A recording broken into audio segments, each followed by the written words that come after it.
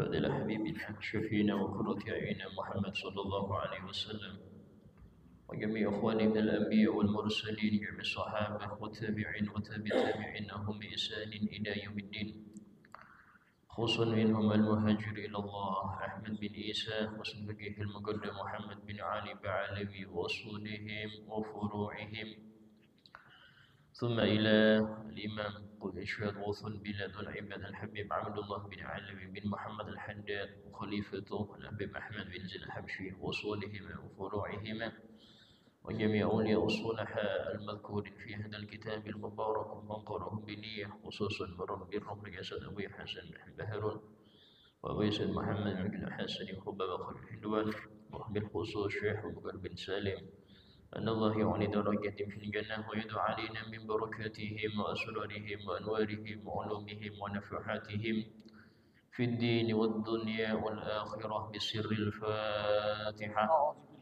بسم الله الرحمن الرحيم الحمد لله رب العالمين الرحمن الرحيم مالك يوم الدين إياك نعبد وإياك نستعين اهدنا الصراط المستقيم صراط الذين أنعمت عليهم غير المغضوب عليهم ولا الضالين آمين. السلام عليكم ورحمة الله وبركاته. وعليكم السلام ورحمة الله وبركاته. بسم الله الرحمن الرحيم الحمد لله رب العالمين وبه نستعين على أمور الدنيا والدين أشهد أن لا إله إلا الله وحده لا شريك له وأشهد أن سيدنا محمدا عبده ورسوله لا نبي بعده.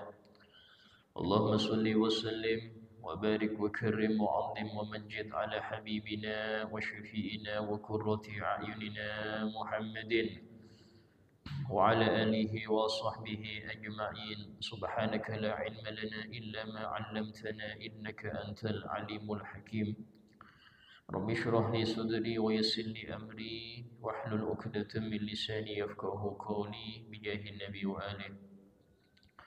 قال الله تعالى وقل رب زدني علما وقال رسول الله صلى الله عليه وسلم طلب العلم فريضة على كل مسلم. Alhamdulillah, segala puji bagi Allah Subhanahu wa taala yang telah memberikan anugerah kepada kita bisa berada di 10 terakhir ini, dan ini adalah salah satu daripada bentuk kemurahan dan maha pemurahnya Allah Ta'ala untuk kita, sehingga Allah jadikan 10 terakhir ini lebih besar pahala yang Allah siapkan, derajat yang Allah janjikan, serta pemberian-pemberian yang bersifat Rabbani untuk yang memanfaatkan dan maksimal 10 hari ini, menunjukkan bahwasanya Allah Ta'ala ingin kita memanfaatkan daripada akhir kita ini, sebagaimana inti dari kehidupan seseorang itu bukan di awal atau di tengahnya, tapi di akhirnya. Dalam suatu hadis Nabi bersabda, innamal ibrah bil khawatim. Sesungguhnya patokan seseorang itu bahagia atau sengsara di akhirnya. Orang yang ibadah banyak tapi naudzubillah di akhir umur maksiat, maka buruk ke depan. Maka dia dinilai buruk di sisi Allah Ta'ala. Orang yang masa awalnya banyak maksiat, meninggalkan kewajiban-kewajiban, mengerjakan larangannya, tapi ketika di akhir umur dia menjadi orang baik, maka baiklah dia di sisi Allah. Dari sinilah patokan bagaimana seseorang itu sukses menjalani ritual Ramadan ini, yang di situ adalah sekolah untuk setiap muslim. Ramadan ini adalah sekolah. Pelajarannya ada puasa, pelajarannya ada baca Quran, pelajarannya ada zakat, ada sedekah, ada sholat malam, ada banyak zikir dan lain sebagainya. Ini bisa lulus apa anda tergantung 10 terakhir ini. Karena itulah kebaikan seseorang dalam Ramadan itu dilihat di 10 terakhir. Apakah dia lebih sibuk dengan duniawinya di 10 hari ini atau dengan akhiratnya? Karena itulah mengapa Allah melipat gandakan bagi siapa yang dia memaksimalkan ibadah di 10 ini Allah lipat gandakan dengan tujuan agar kita semua memperhatikan akhir yang baik. Karena seseorang itu dinilai dari akhirnya. Bahkan disebutkan di 10 Ramadan ini Allah berikan suatu anugerah yang gak tanggung-tanggung, yaitu malam qadar. Yang Allah Ta'ala berfirman, Lailatul Qadri khairun min alfi syahr. Malam qadar itu lebih baik, bukan sama, lebih baik daripada 1000 bulan, yaitu kurang lebih 83 tahun sekian bulan.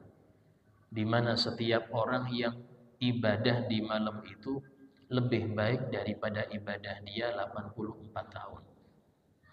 Sehingga dalam hal ini 10 hari, 10 malam ini, semua ibadah yang bisa Anda manfaatkan, yang Anda kerjakan, kerjakanlah. Sedekah Anda di setiap malam, kalau pas itu malam qadar, maka lipat gandakan seperti 84 tahun. Salat tahajud Anda di satu daripada malam-malam tersebut, pas malam qadar, sama seperti melebihi 84 tahun. Silaturahim Anda, membaca Quran Anda, ya, atau apa dzikir-dzikir yang lain, itu kalau dikalikan dengan 1000 bulan sangat banyak. Sehingga 10 malam ini usahakan Anda konsisten mengerjakan amal soleh yang kalau itu tepat dengan malam qadar, maka sangat besar pahalanya. Dan Nabi SAW sudah bersabda dalam salah satu hadisnya, iltamisuha fil ashril awakhir. Carilah malam qadar itu di 10 yang terakhir. Para salafun saleh, ya, bahkan para masyayikh kita, kalau sudah masuk 10 terakhir, apalagi mendekati hari raya, mereka banyak menangis. Kenapa? Karena gak mau pisah dengan Ramadan. Sehingga disebutkan, kalau seumpama orang itu mengerti apa yang Allah berikan daripada kurnia-kurnianya di bulan Ramadan, maka orang-orang akan mengharap setahun penuh adalah Ramadan. Karena itulah termasuk dosa kalau seseorang itu berangan-angan gak ada Ramadan dalam setahun. Termasuk dosa kalau orang itu beranggapan berangan-angan gak ada Ramadan, capek Ramadan puasa terus, gak bisa jualan pagi, gak bisa gini, itu dosa. Bahkan gembira dengan mau habisnya Ramadan, alhamdulillah ini habis sedikit nih, gak puasa lagi nih, seneng, ini maksiat. Seneng. Kadang-kadang ayo menyambut kemerdekaan, menyambut kemenangan. Menang apa Anda? Apa menang Anda? Apakah masih, kalau masih menuruti nafsu, apakah itu menang? Kalau masih ingin maksiat setelah Ramadan ini, sudah ada rencana nanti ini, mas, apakah dia dianggap menang?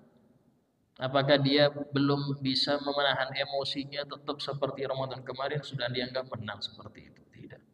Menang itu bagi yang mengalahkan nafsunya. Menang itu bukan cuma dia bisa puasa 30 hari atau 29 hari, tidak. Tapi menang itu ketika dia lebih baik daripada sebelum Ramadan. Sholatnya lebih baik, tahajudnya lebih baik, ya, akhlaknya lebih baik.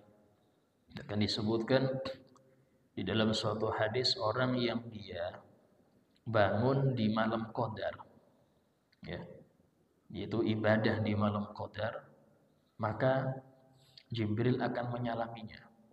Karena disebutkan tanazzalul malaikatu warruhu fiha biidzni rabbihim min kulli amr. Malaikat, ar-ruh di sini Jibril dan para malaikat turun semua di malam qadar. Sehingga siapapun yang dia bangun ibadah di malam qadar akan disalami Jibril. Disebutkan kata Nabi, dan orang yang disalami Jibril ada tanda-tandanya. Jadi ciri-ciri orang dapat malam qadar itu ada tanda-tandanya. Pertama apa? Yariqu qalbuh, hatinya lebih lembut. Hatinya lebih lembut, gampang maafkan. Enggak mau terlibat terus terlalu ngejar urusan dunia, enggak ada. Apalagi sampai berdebat urusan yang enggak mau. Sering mengikhlaskan urusan dunianya. Yariqu qalbuh. Yang kedua, taktsuru dumu. Dia sering menangis, menangisi dosa, menangisi masa lalunya yang sudah banyak lalai dari Allah, menangisi nasibnya yang akan datang bagaimana, menangisi rindu akhirat, itu banyak menangis dia. Ya, itu diantara ciri-ciri yang Nabi sebutkan. Maka jangan kita meriksa orang lain, tapi periksa diri kita. Sudahkah kita mendapatkan itu? Begini disebutkan oleh Al-Habib Al-Haddad, cara seseorang itu untuk menimbulkan, menghadirkan tangisan itu, hendaknya dia ingat tentang perilakunya yang lalu. Dia ingat siksaan-siksaan yang Allah berikan, yang dia belum pasti untuk selamat dari itu. Kalau memang dengan itu dia nggak bisa sadar, nggak bisa mengeluarkan air mata, maka tangisilah karena dia nggak bisa nangis. Nangislah karena dia nggak bisa keluar mata untuk hal tersebut. Sudah dikasih gini kok masih keras bagaimana? Itu kata beliau Habib Abdullah bin Alawi Al-Haddad. Dan di antara anugerah terbesar bagi orang-orang yang melewati Ramadan adalah keluar dengan hati bersih, keluar dengan hati ikhlas, hati yang ridho, hati yang sabar akan musibah, hati yang bersyukur akan nikmat Allah. Ini yang mendapatkan jatah besar. Bukan yang istilahnya hatam sekian, walaupun itu juga besar, bagus. Atau yang setiap hari nggak pernah ketinggalan tahajud, itu besar. Tapi yang paling besar ketika hatinya lebih bersih dari sebelumnya. Karena patokan bagaimana seorang bisa selamat nanti di alam akhirat, illa man atallaha biqalbin salim. Seseorang yang dia menghadap Allah membawa hati yang bersih. Nah, hati yang bersih ini adalah anugerah terbesar yang diberikan oleh Allah kepada hambanya di bulan Ramadan. Sehingga disebutkan para salafun soleh itu banyak keluar Ramadan menjadi wali-wali Allah. Keluar Ramadan menjadi orang-orang yang dia sudah hilang cinta dunia di hatinya. Ini semua kenapa? Karena ijtihad. Bersungguh-sungguh dia dalam mengejar kurnia Allah di malam-malam Ramadan. Alhamdulillah, melanjutkan kita kepada kajian hati ya. Kemarin telah kita bahas tentang masalah ridho, dan ridho ini tidak lepas dari tawakal. Orang kalau ridho kepada Allah pasti dia pasrah. Dan pasrah ini adalah sifat di mana hamba merasa dirinya lemah. Hamba merasa dirinya lemah dan menyerahkan urusannya kepada yang maha kuat. Orang kalau dia mengerti, oh kalau di tempat sini aman kayaknya, sudah saya serahkan, saya pasrahkan duit saya di sini, insya Allah aman. Kenapa dia pasrah ke situ? Karena dia nganggap itu aman. Oh kalau saya bayar bos preman ini aman saya, dia nguasain satu gerogot, saya sewa aja dia, saya pasrahkan keamanan saya kepada bos preman ini, saya bayar berapapun. Dia bisa pasrah karena dia tahu. Tapi orang yang banyak pasrah kepada makhluk pasti kecewa. Orang yang pasrah kepada makhluk pasti kecewa. Istri pasrah pada suami, kecewa dia. Pas kenapa? Karena lemah. Seseorang yang pasrah dengan hasil sawitnya, sawit bisa nggak panen. Panen pun harga bisa turun drastis. Kecewa dia. Ada yang pasrah dengan gajinya, kecewa dia. Ada yang pasrah dengan dana pensiunnya, kecewa dia. Tapi kalau Anda pasrah kepada Allah Ta'ala, Allah Maha Kuat, Allah Maha Kaya, Maha Mencukupi, Maha segalanya. Tapi tadi, yang gak kenal Allah tidak akan bisa pasrah pada Allah. Karena itulah ridho dengan tawakal ini dua hal yang berkaitan. Disebutkan dalam hal ini, wattawakkul warridho billah wakilah. Tawakul adalah ridho Allah sebagai pengurus hidupnya. Sehingga disebutkan di dalam dzikir yang mana Nabi SAW telah menyebutkan daqa ta'mal iman man radiya billahi rabban wa bil islami dina wa bi Muhammadin nabiyya. Telah merasakan manisnya keimanan. Kita beriman tapi belum merasakan manis. Telah merasakan manisnya keimanan seseorang yang sudah ridho Allah sebagai Tuhannya dan ridho Islam sebagai agamanya serta ridho Nabi Muhammad sebagai nabinya. Yang sudah mencicipi 3 ini, maka dia akan merasakan manisnya iman.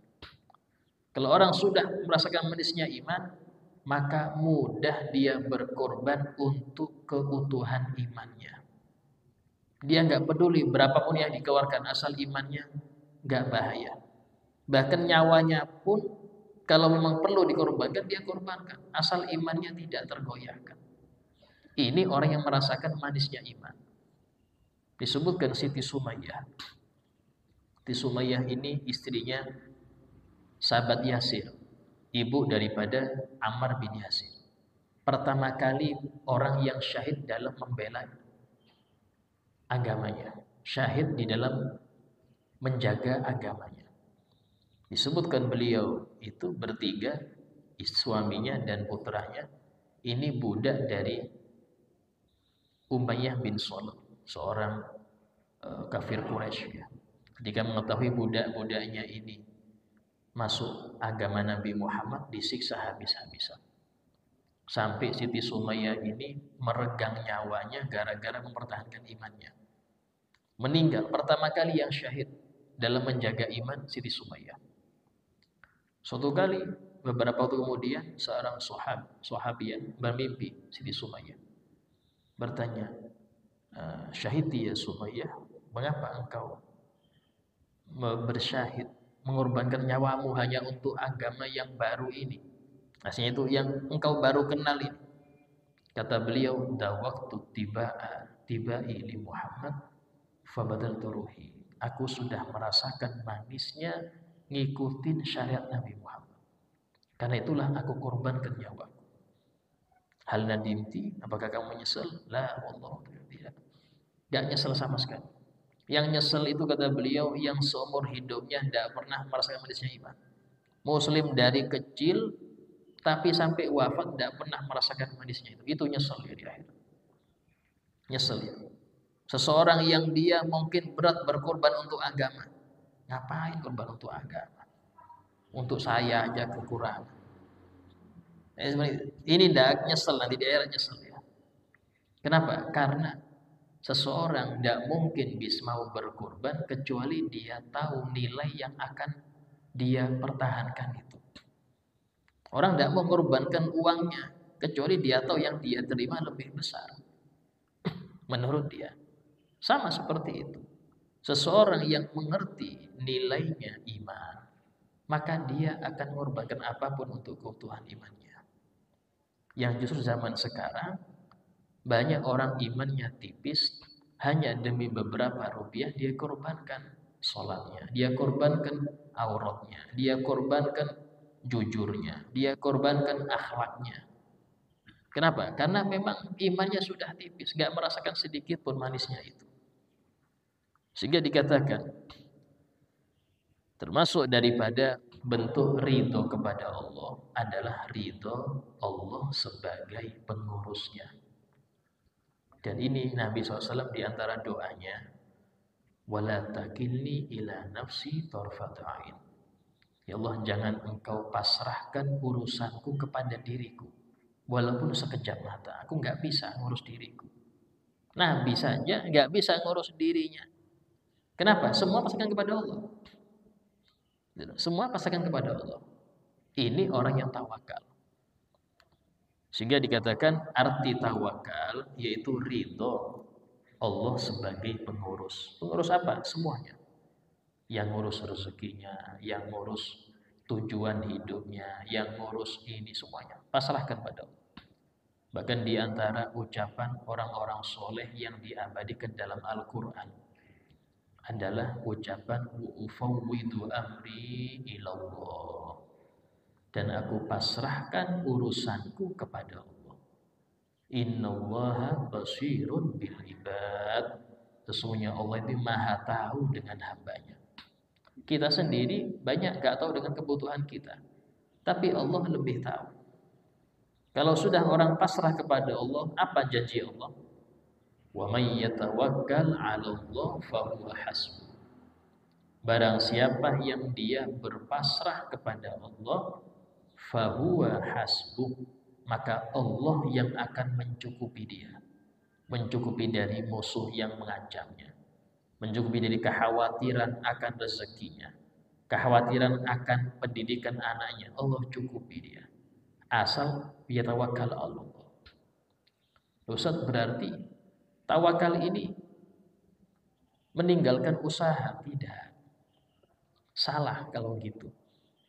Pernah Sayyidina Umar bin Khattab ketika beliau berjalan di kota Madinah, mendapati ada beberapa orang peminta-peminta di depan masjid Madinah sambil membawa mangkok. Beberapa orang minta-minta, ditanya, "Man antum? Siapa kalian ini?" Maka mereka menjawab, "Nahnul mutawakkilina 'ala Allah." Kami ini orang yang tawakal kepada Allah. Akhirnya sama beliau dipukul satu-satu, dipukulin, kadzabtum, bohong kalian. Kenapa? Karena tawakal itu sifat hati. Badan usaha. Badan usaha, buka toko, pergi ke kantor, ke warung, pergi ke kebun, ya, melempar kain. Ini semua tawakal, bukan ini ikhtiar, tapi hati tawakal. Hati tawakal. Artinya gini, hati tawakal itu, ya Rob, ini sudah saya buka toko, ikhtiar saya, dan Engkaulah yang menggerakkan hati manusia untuk datang ke sini. Ya Allah, aku sudah menanam ini, sudah aku tanam, aku siram, dan Engkaulah yang maha menumbuhkan. Ini namanya tawakal. Ya Rob, aku sudah lempar ini umpan, maka Engkaulah yang menggerakkan ikan-ikan itu untuk makan umpanku. Ini namanya tawakal. Jadi tawakal itu bukan duduk berzikir nunggu jatuh dari langit sesuatu, bukan. Tapi tawakal sifat hati. Ya, dan badan harus ikhtiar. Sama seseorang ketika dia menikahkan putrinya, maka dia nggak bisa tawakal saja, harus ikhtiar. Apa? Mencarikan yang baik, imam yang baik untuk putrinya ini. Karena termasuk kewajiban orang tua adalah mencarikan untuk putrinya pasangan yang baik. Ya, kalau dia mencari bukan yang baik, contoh yang dilihat cuma hartanya, yang dilihat cuma jabatannya, dan dia mungkin jarang sholat, mungkin dia keras, kasar dengan istri begini, dia nggak peduli. Ini kata Nabi seperti orang yang mutus silaturahim dengan putrinya. Nanti di akhirat dia kena dosa mutus silaturahim. Kenapa? Karena hanya memandang harta ketika menikahkan putrinya. Tidak melihat ini baik apa enggak. Bisa jadi imam untuk putri saya, dia nggak mikir itu. Ya, ini ikhtiar wajib, tapi sisanya tawakal. Jadi ya Rob, saya sudah ikhtiar nih. Saya sudah ikhtiar, sisanya ya apa mereka jadi kehidupan, saya pasrahkan kepada Engkau. Seperti itu. Orang kalau dia ikhtiar saja tanpa tawakal, maka ini sifat munafikun, sifat kufar. Yang mereka hanya mengandalkan kemampuannya, otak cerdasnya, tanpa berpasrah pada Allah. Banyak seperti itu. Ini hitung-hitungan saya pasti menang nih. Pasti menang nih. Dia nggak ada pasrah. Maka seorang muslim harus ada dua, ikhtiar dan tawakal. Tapi keimanan seseorang itu tergantung bagaimana kadar tawakalnya. Semakin tinggi seseorang, maka tawakalnya lebih besar dari ikhtiar. Tawakalnya lebih besar dari ikhtiar. Kalau iman yang pas-pasan, maka ikhtiarnya lebih banyak, tawakalnya sedikit. Sehingga dalam hal ini, arti orang tawakal itu, dia lebih banyak doa daripada bergerak. Karena dia ngerti yang ngurus Allah. Lebih banyak doa. Anda ngurusin anak-anak, gak bisa Anda menjaga 24 jam, Pak. Gak bisa. Yang harus Anda lakukan apa? Pasrahkan mana mereka kepada Allah. Ya Pak Ustaz, banyak doa. Itulah orang tua dulu itu tirakatnya banyak.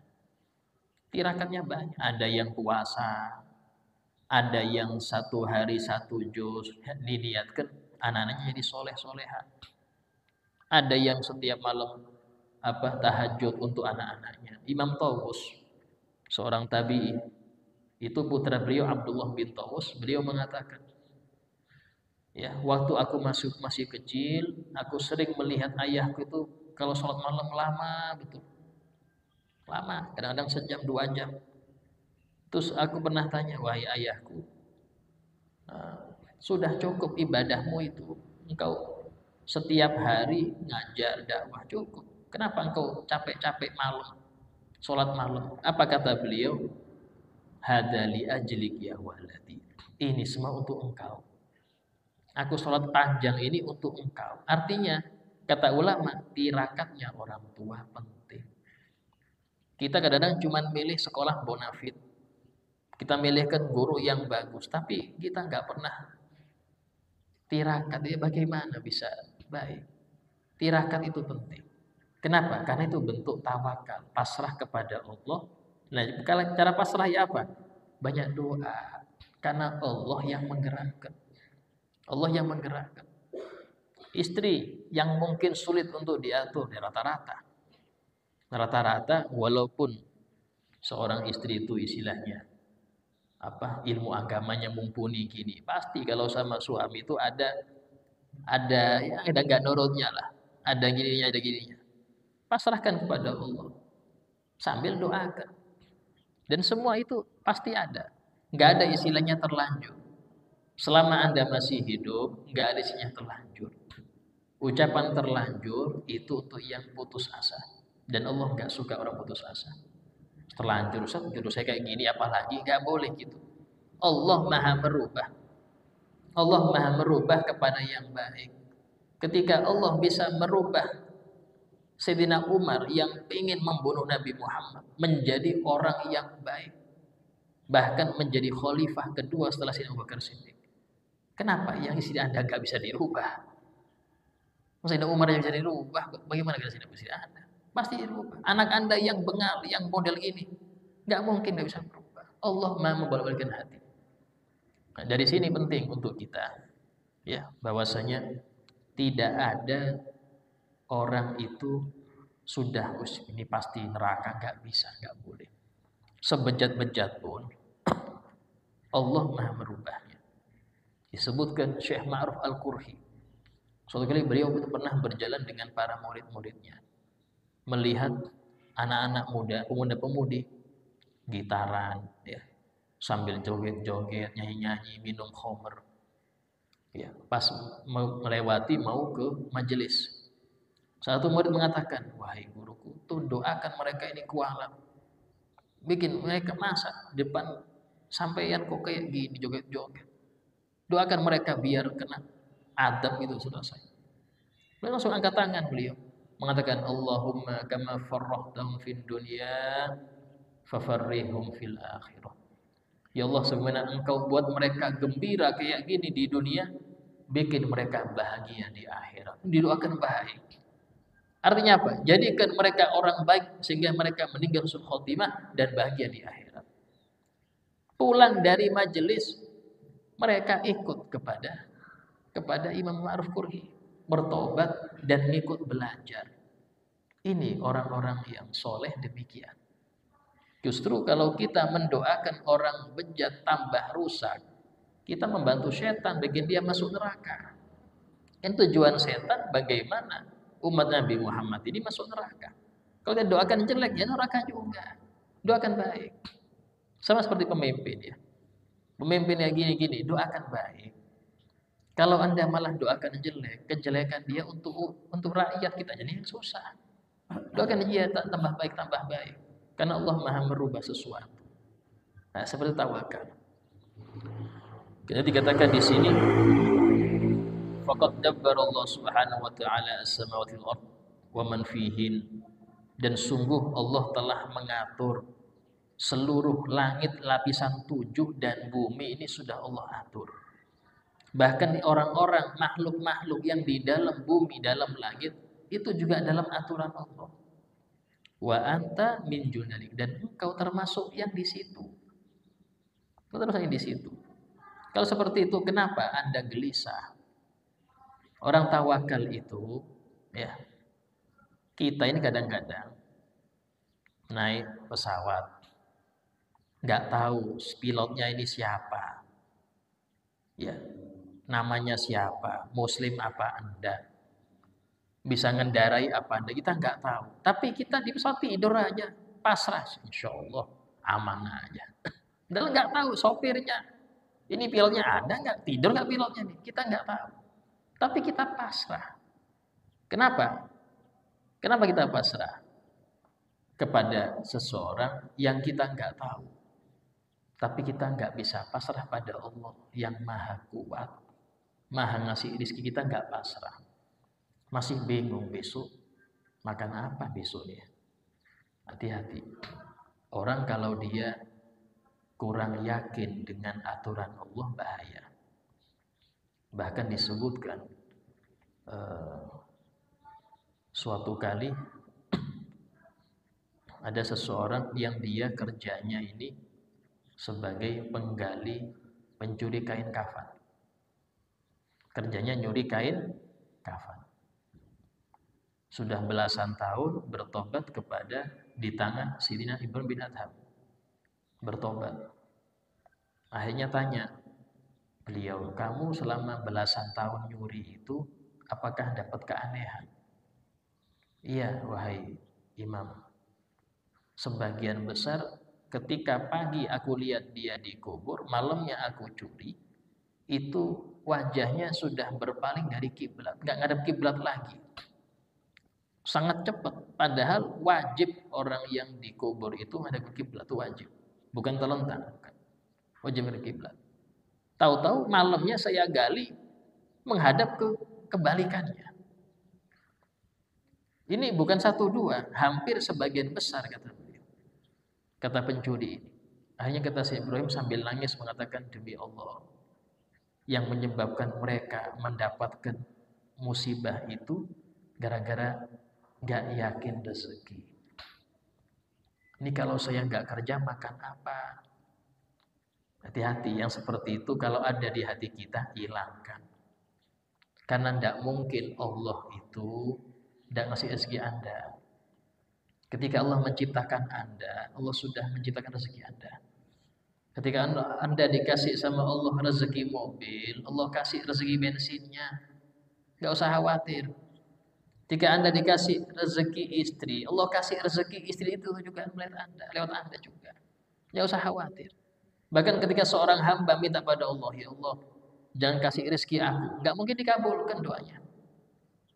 Dia minta sama Allah, ya Allah, jangan kasih rezeki aku, nggak mungkin dikabulkan doanya. Dan Allah akan berkata pada dia, wahai jahil, nggak mungkin aku ciptakan engkau, tapi rezeki nggak ada, nggak mungkin. Pasti kasih rezeki. Nah itu yang harus kita yakin. Repotnya kita ini, waktu kecil ya, kita main-main, pulang langsung makan siang. Nggak pernah kita mikir, ini ada makan nggak ya untuk besok? Ada pernah? Nggak pernah. Waktu kita kecil tahu-tahu, makan, ada aja makanan. Tapi mengapa setelah belajar bertahun-tahun kok malah bukan tambah tenang, tambah gelisah dia. Harusnya ketika orang itu bertambah ilmu, dia tambah tenang. Ini malah bertambah ilmu, tambah gelisah. Bahkan kadang gelisahnya dicari-cari. Nanti anak saya, kalau saya meninggal, kayak apa hidupnya ya? Makan apa dia? Ya apa nanti nasibnya?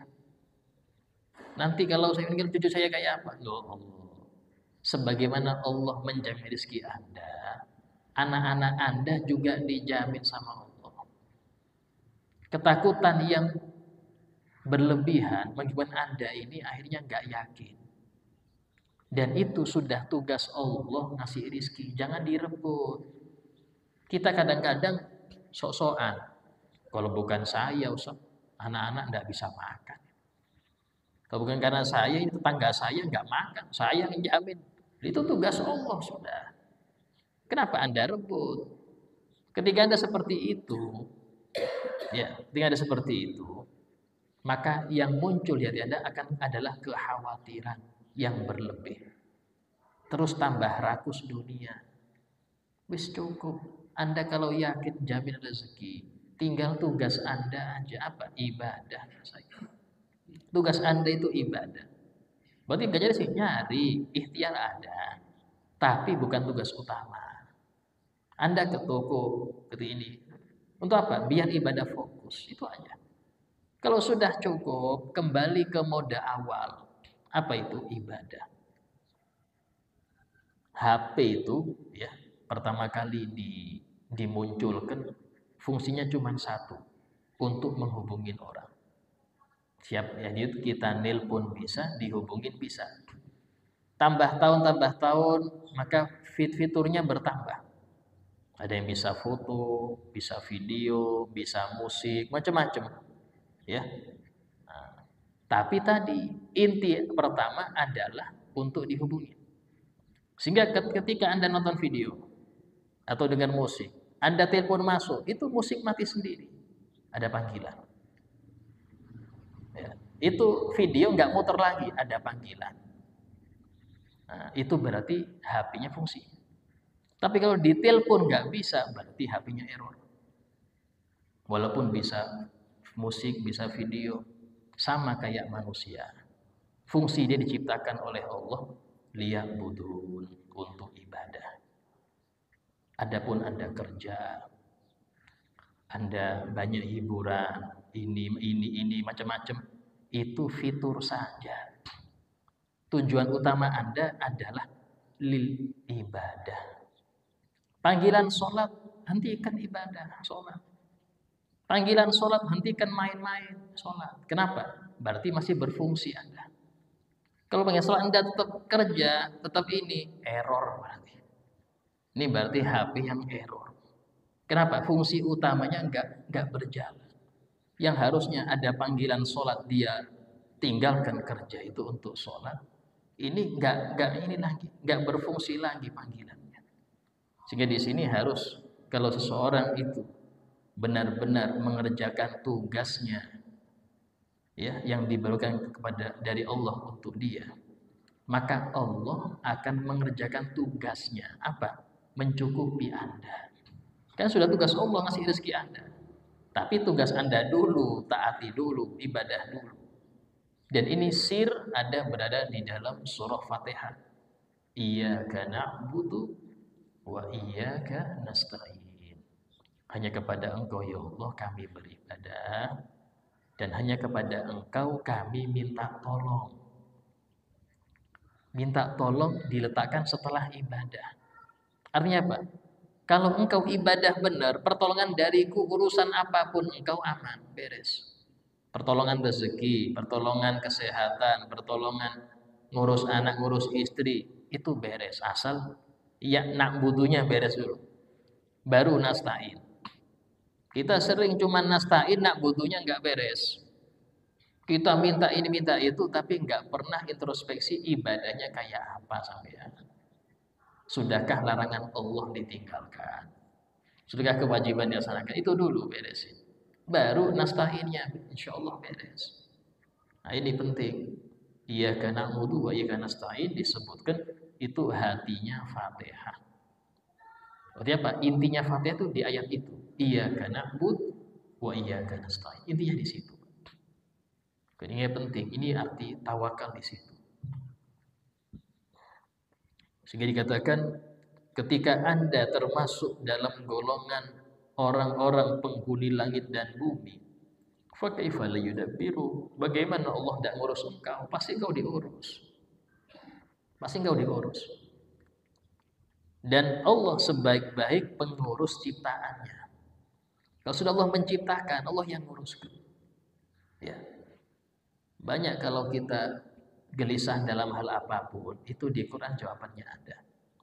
Di antaranya Allah Ta'ala berfirman dalam urusan rezeki, "Ma min dabbatin illa huwa akhidun binasiyatiha."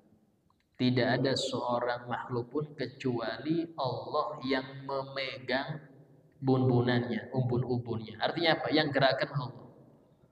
Tidak akan bisa gerak ngapa-ngapain dia kecuali Allah yang menggerakkan. Nabi SAW sudah bersabdakan hari itu. Kata Nabi apa? Ma asobak lam yakun liyukhti'ak. Sesuatu yang akan mengenai engkau tidak mungkin meleset. Tidak mungkin meleset, Pak.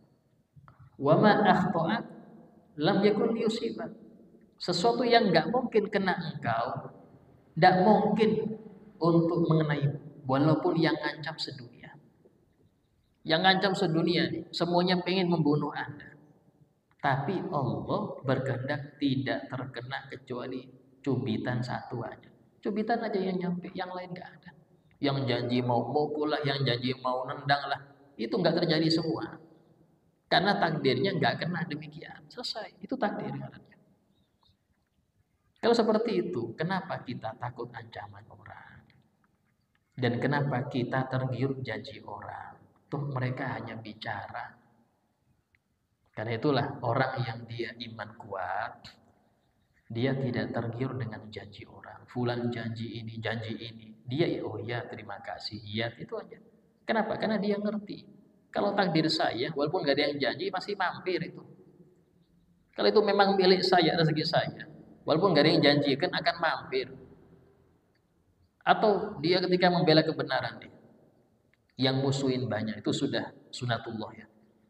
Kalau Anda baik sendiri ke masjid, ya, Anda baca Quran, Anda nggak minum khamar, nggak ikut judi, ya, tapi Anda nggak ngurus orang, wis nafsi-nafsi, saya ibadah terserah sampean, itu nggak ada yang ganggu Pak, aman hidup dia.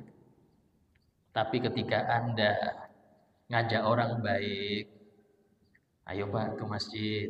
Pertama akrab, jadi nggak akrab akhirnya. Dia ngajak terus sih. Nanti tahajud di WA, ayo tahajud bangun. Ayo ngaji Quran, ayo nutup aurat. Itu mulai gerah teman Anda. Apalagi ketika Anda melarang mereka berbuat maksiat. Tidak boleh gibah, tidak boleh gini. Oh, langsung banyak yang nggak senang. Bahkan yang musuhi banyak, itu sunatullah. Orang soleh, temannya banyak. Tapi muslih, orang yang membuat orang soleh, ngajak orang untuk berbuat soleh, musuhnya banyak.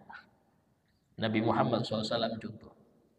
Sebelum beliau diangkat jadi Rasul, beliau itu dicintai orang Arab. Bahkan di Gari Al-Amin, yang terpercaya.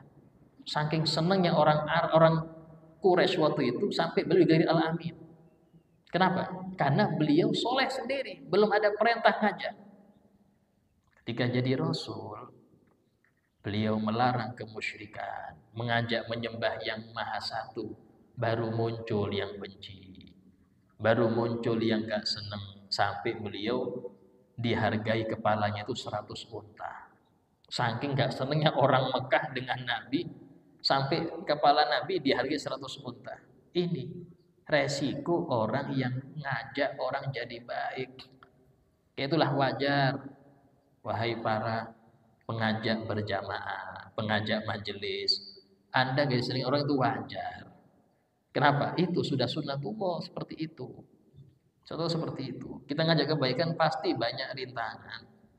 Dai gak mungkin gak ada rintangan, pasti ada rintangan. Ya, apalagi yang berseru nahi mungkar, tambah lagi Pak. Ya, bahkan kadang-kadang kita yang baik karena sang jahilnya memusuhi orang yang nahi mungkar, padahal dia baik.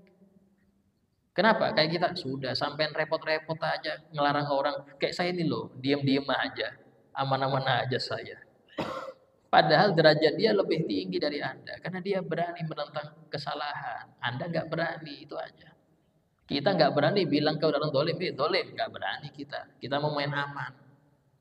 Tapi orang yang mencari ridho Allah, dia berani bilang nggak boleh sampai nggak usah kayak gini. Tapi ditentang orang banyak kayak gitu Pak. Nah, sama seperti itu ya. Sehingga dalam hal ini kalau kita mengerti Allah yang mengatur seluruh alam, jahatnya orang yang jahat nggak akan sampai kepada kita kalau nggak Allah takdirkan. Kebaikan orang yang baik tidak akan mampir ke kita kalau Allah tidak mentakdirkan. Sehingga dalam hal ini Allah memberi sifat orang-orang yang berjuang di jalan Allah dengan firman-Nya, yujahiduna fi sabilillah wa la yakhafuna laumata laim.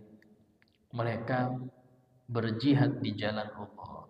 Mereka berjuang membela agama Allah dan mereka tidak takut ancaman orang yang mengancam. Karena yakin yang kuat, dunia ini Allah yang ngatur. Walaupun ngancam nuklir, kalau Allah nggak berkehendak, nggak akan datang. Banyak negara-negara Islam nggak berani ngutuk Israel, nggak berani, ngutuk tuh nggak berani, saking takutnya. Yang seperti ini bagaimana bisa bertanggung jawab di depan Allah nanti kayak apa dia? Cuman ngomong aja nggak berani, apalagi sampai menentang, nggak bisa. Ini harus ada keyakinan kuat. Ketika tauhid kuat, maka iman kuat. Iman kuat, dia berani membela kebenaran. Dia berani mengatakan yang batil itu batil, yang hak itu hak, berani dia. Karena iman kuat. Sehingga dikatakan di sini, wa in yuridka bi khairin fala radda li fadlih. Kalau sudah Allah berkehendak engkau mendapat kebaikan, maka tidak ada yang bisa mencegah anugerah Allah untuk engkau. Gak akan bisa. Kalau sudah Allah ingin fulan jadi baik, gak ada yang bisa mencegah. Kedua disebutkan bahwasanya yahdi may yasha, Allah memberi hidayah siapa yang dikehendaki. Tapi itu tadi, kita hanya berusaha ngasih tahu anak-anak, ngasih tahu masyarakat dengan pengajian, berusaha saja. Tiap Jumat ittaqullah, berusaha. Yang merubah siapa? Allah. Dari sinilah mengapa para anbiya, para aulia dan para dai-dai yang di jalan Allah Ta'ala tidak pernah putus asa di dalam dakwah. Walaupun yang ikut gak banyak. Nabi Ibrahim disebutkan, digelari Abul Anbiya, ayahnya seluruh nabi. Itu Nabi Ibrahim itu ketika berdakwah berapa yang ikut? 5 orang. Yang beriman cuma 5 orang. Jadi Nabi Ibrahim umatnya itu nggak banyak, 5 orang aja. Siapa? Istrinya Siti Sarah, Siti Hajar, putranya Nabi Ismail, Nabi Ishak, dan keponakannya Nabi Lut. Selesai. Yang lainnya nggak ada yang beriman. Nabi Nuh dakwah hampir 1000 tahun. Yang ikut berapa? Yang ikut cuma 80 orang. Yang naik ke kapal beliau 80 orang. Apakah kita bilang gagal? Tidak. Kalau kita mungkin kita bilang gagal beliau. Kita anggap orang yang sukses itu yang majelisnya besar. Oh, sukses berarti ini. Lah, hidayah Allah. Hidayah itu urusan Allah. Banyak orang salah di dalam tujuan. Apa tujuanmu berdakwah? Ya biar banyak orang nanti dapat petunjuk. Ya apa ciri petunjuk? Yang hadir majelis itu yang petunjuk. Ketika dia tujuan seperti itu, terus 5 tahun dia bikin pengajian yang hadir cuma 5 orang saja, maka langsung Al-Fatihah bubar ya, Al-Fatihah. Besok gak pengajian lagi. Dianggap 5 tahun yang hadir 5 aja gagal berarti. Padahal gak seperti itu dakwah. Dakwah itu tetap sampaikan, walaupun yang dengar 1 orang 10 tahun sudah itu sudah. Kalau sudah memang Allah takdirkan Anda pindah, Anda akan pindah, itu aja. Dan itu yang disebutkan Nabi Yunus ketika beliau melihat kaumnya itu tidak nurut-nurut, beliau tinggal.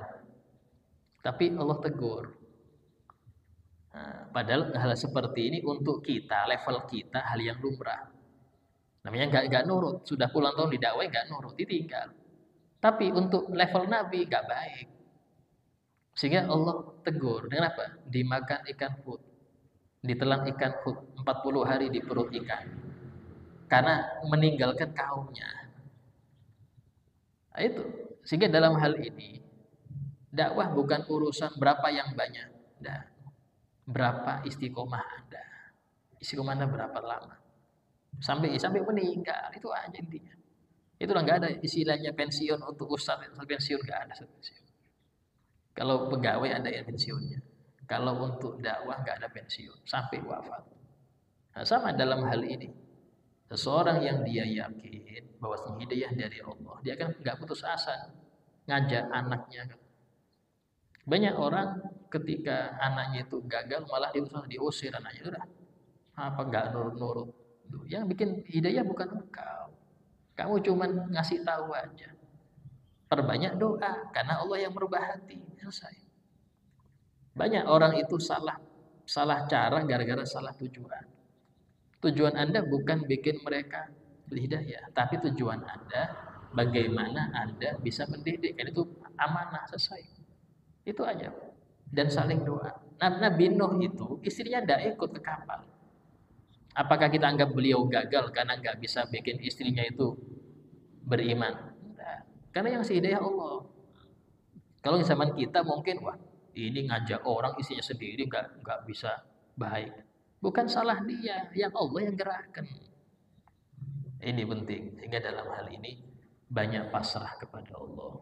Terkhusus urusan dunia dan akhirat. Ya, kita didik tapi pasrahkan anak-anak kepada Allah. Sebagai guru untuk muridnya juga sama. Ya Allah, saya sudah didik apa yang saya bisa. Tapi aku serahkan kepada Engkau akhlak mereka, hati mereka. Karena Engkau yang pengurus. Itu harus seperti itu. Dengan itulah orang-orang soleh berhasil mendidik anak-anak mereka. Dan mereka tidak akan dituntut di akhirat ketika anak mereka melenceng. Walaupun sudah dididik benar-benar. Gak dituntut. Kenapa? Sudah maksimal. Karena yang si hidayah cuma Allah, bukan saya. Itu harus kita tanamkan di hati kita. Insyaallah semoga sedikit daripada pembahasan tawakal ini bisa merubah pandangan kita bagaimana seseorang itu sebanyak apapun dia berusaha tetap yang final ketentuannya adalah Allah Ta'ala, sehingga kita minta tentuan yang terbaik dari Allah Subhanahu wa Ta'ala. Ya, sebagai paripurna majelis mungkin ada yang mau bertanya, ya, silakan tanyakan.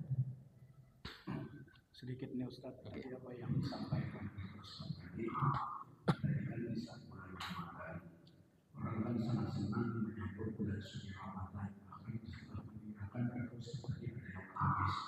Jujur saja Ustaz, bagi kita yang awam ini terkadang dalam menghadapi kan sebentar lagi mungkin kurang lebih 5 hari lagi kita kan selesai Ramadan ini. Tapi kan semakin kita meningkat perjalanan setelah bulan Ramadan, terkadang iman kita itu terus.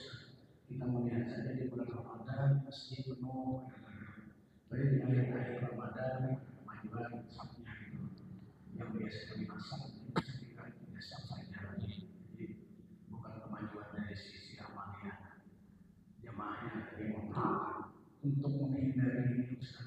Kita terkadang di saat Ramadan aja kita mungkin ada urus maghrib, tapi ini mohon maaf aja kita terus menerus gitu. Padahal tadi Pak Ustaz, orang sangat senang setelah mendengar itu salah satu maksiat ya kalau tidak salah ya, kalau saya kutip sedikit. Nah ini kan kita senang menyelesaikan hari kemenangan, kan betapa senangnya gitu. Karena kita mungkin belum tentu bisa ketemu lagi di bulan Ramadan yang akan datang. Itu yang pertama Ustaz. Nah yang kedua nanti, ya mudah-mudahan kita ini kan selalu bertambah iman dan takwa kita kepada Allah, baik masalah menjalankan masalah majelis taklim, ya ibadah-ibadah lainnya lah. Mudah-mudahan juga Ustaz selalu sehat. Ini sekedar masukan juga Ustaz. Terima kasih sebelumnya. Wassalamualaikum warahmatullahi Assalamualaikum. Jadi seorang ulama mengatakan barang siapa yang dia membaca Quran pas Ramadan saja, karena memang orang banyak tadarus. Barang siapa yang tahajudnya Ramadan saja, karena dia sahur mau nggak mau bangun. Untung tahajud, orang nggak tahajud. Barang siapa yang 5 waktunya berjamaah Ramadan saja, ini namanya hambanya Ramadan, bukan hambanya Allah. Dia bukan hamba Allah. Kalau hamba Allah, Allah ada terus. Ramadan nggak Ramadan yang disembah Allah Ta'ala. Tapi ketika dia hanya milih Ramadan, berarti dia nyembah Ramadan. Kalau nggak Ramadan, nggak kayak gini dia. Ini hambanya Ramadan. Nah, sehingga cara agar kita jangan sampai kena titel itu, ya, maka kita lestarikan setelah Ramadan itu. Bahkan disebutkan tanda puasa seorang itu diterima, ibadah-ibadah dia di Ramadan diterima, itu kalau dia langgengkan sampai setelah Ramadan. Yang sering kita mengatakan taqabbalallahu minna wa minkum. Semoga Allah menerima kita, amal dari kita, dari kalian amal-amal kita. Itu ciri-cirinya apa sih? Langgeng.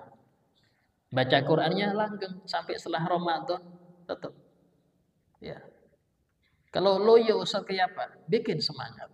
Kayak di kampung kita di Bangin itu tadarus tetap tiap malam Rabu misalnya tadarus.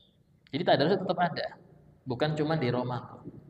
Bahkan dengan itu orang-orang yang mungkin dulu pernah bisa baca tapi lama nggak baca akhirnya gagap lagi, tuh bisa baca Al-Quran lagi. Dan dia nggak malu duduk dengan anak yang TPQ yang lancar, nggak malu dia, karena dia bisa juga. Kadang kita kebanyakan yang ngisi tadarusan anak TPQ. Abah TPQ-nya nggak ada. Kita pengawas saja dari luar, bukan pengawas, belum lancar masalahnya itu. Harus kita jangan kalah dengan anak-anak kita di dalam baca Quran. Bahkan kalau bisa lebih lagi daripada anak-anak. Karena semakin umur, maka semakin dekat dengan wafat. Karena umur itu nggak berkurang. Bertambahnya hari, berarti berkurangnya umur kita. Kenapa? Karena nggak bisa naik, nggak bisa turun untuk umur. Sudah ajal, sudah pasti. Sehingga kalau sudah sadar seperti itu, berarti kalau nggak sama, nggak lebih baik dari yang kemarin, kita rugi. Modal keluar, untung sama aja. Untung nggak, datar aja, itu rugi. Harus lebih baik dari kemarin. Itu caranya kita langgengkan ya, berjamaahnya, tahajudnya. Itu tanda ibadah kita di Ramadan diterima. Kalau dia langgeng. Sampai berapa? 11 bulan. Ramadan ke depan itu lagi. Ini Masya Allah termasuk daripada tanda. Dan semoga dengan ini kita semua dijadikan oleh Allah sebagai orang-orang yang mendapatkan jatah besar dalam bulan Ramadan. Dan terkhusus kita mendapatkan anugerah malam Lailatul Qadar itu lebih dari 1000 bulan. Semoga dengan ini kita diridhoi oleh Allah Ta'ala dan kita meridhoi Allah Ta'ala. Ala hadiniyah wa kulli niyatin shalihah. Al-Fatihah. Bismillahirrahmanirrahim. Alhamdulillahi rabbil alamin. Arrahmanir rahim. Maliki yaumiddin. Iyyaka na'budu wa iyyaka nasta'in. Ihdinas siratal mustaqim. Siratal ladzina an'amta 'alaihim ghairil maghdubi 'alaihim waladdallin. Amin. Bismillahirrahmanirrahim. Alhamdulillahi rabbil alamin. Allahumma shalli wa sallim ala sayyidina Muhammad wa ala alihi wa sahbihi ajma'in. Rabbana anfa'na bima 'allamtana, rabbi 'allimna alladhi yanfa'una, rabbi faqihna wa faqih ahlana wa qarabatin lana fi dinina. Rabbi wafiqna wafiqhum lima tartadi qawlan wa fi'lan karama wa nasukil kulla halalan daima wa akhil anqiya ulama nahda bil khair nufa kulla syar. Rabbana waslih lana kulla syu'un wa qira bir ridha minka al-uyun wa qadi 'anna rabbana kulla ad-duyun qabla an ta'tiyana rusulul manun. Rabbana atina fid dunya hasanah wa fil akhirati hasanah wa qina 'adzaban nar. Wa sallallahu ala sayyidina Muhammadin وعلى آله وصحبه وسلم والحمد لله رب العالمين. السلام عليكم ورحمة الله وبركاته. Waalaikumsalam warahmatullahi wabarakatuh. Terima kasih.